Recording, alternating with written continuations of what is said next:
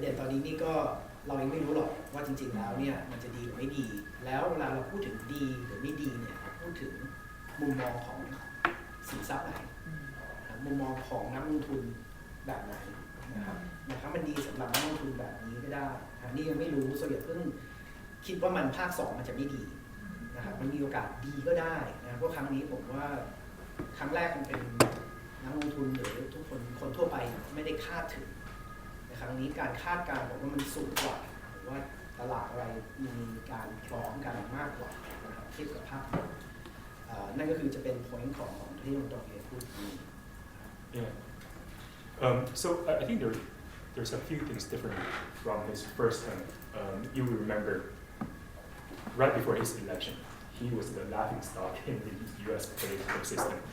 No one thought that Trump was going to be elected, right? Even before the election, he participated in this comic program called Roast, and even there, everyone laughed about his participation in the U.S. election. But this time is very different. Robert mentioned that I spent a lot of time between Hong Kong and Shanghai. You ask people in Shanghai who you think will be elected this time, everyone said Trump. Even though everyone knows Trump is up to no good with the trade policy between the US and China. But I think what's different this time is not only he has won the election, but he has also won it in a red sweep with the Republicans winning both the Congress and the Senate. And what that means to the US is that he will likely be able to pass a lot of his policies that he promised in the election, talking about immigration, deregulation, trying to cut tax, and also trade policies.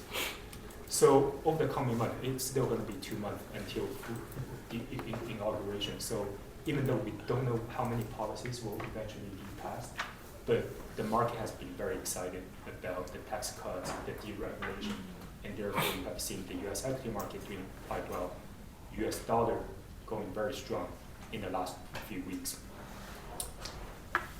Now, in terms of the U.S. economy, when we look at the data, the employment data is looking full stack, very robust at the moment. With the potential tax cut, we think there's a high chance that the U.S. will be able to engineer a soft landing.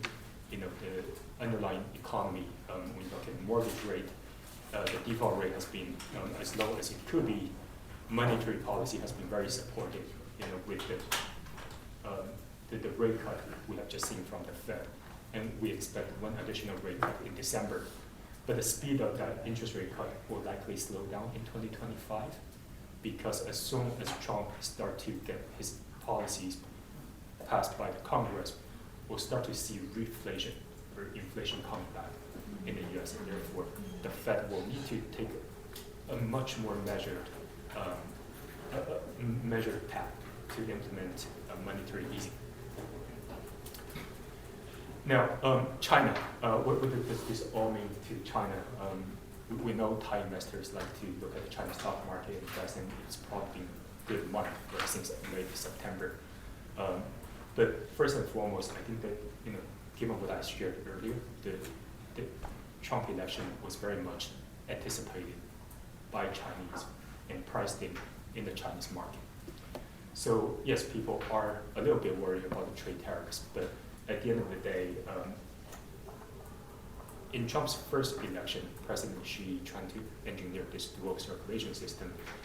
So nowadays, China is probably one of the few countries that has a full supply chain domestically, so they don't actually rely on the US that much.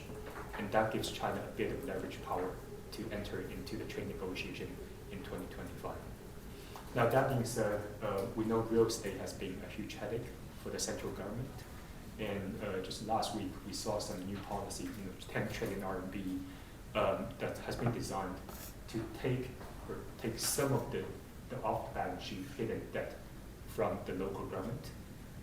That's slightly less than what the market anticipates. The market anticipated a bit more stimulus to boost consumer consumption. That being said, we think it's a step in the right direction.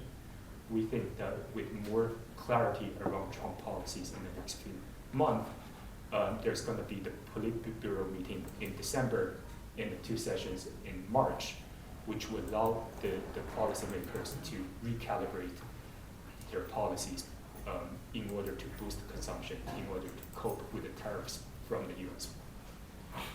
And then finally, the big hot topic, right, in the street, AI and tech. AI was great last year. It has continued to be great this year. And for us, I think there's something fundamentally different about AI this time. That certainly different from the bubble, the dot-com bubble in the 2000s. And essentially, we think that the AI is bringing about real change to economy, to productivity, and it's going to have long-lasting effect on the real economy. Therefore, it's something that we still quite like in our portfolio.